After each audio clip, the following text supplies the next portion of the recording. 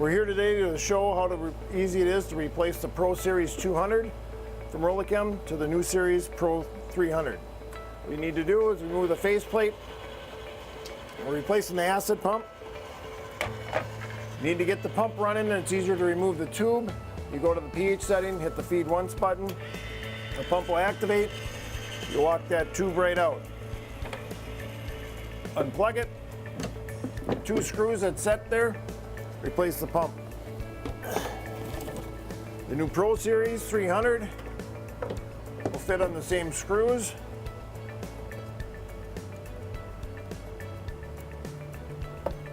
Plug it in. Remove the faceplate. When installing the new hose, you want to make sure the clamps are on the right-hand side. That's the discharge side. The pump running, you'll just walk it in. Watch your fingers. Once it's in, they do offer a grease. They do supply it. Just put a dab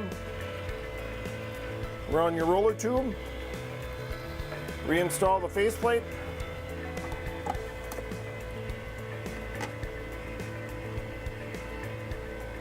Put your controller back on the auto mode.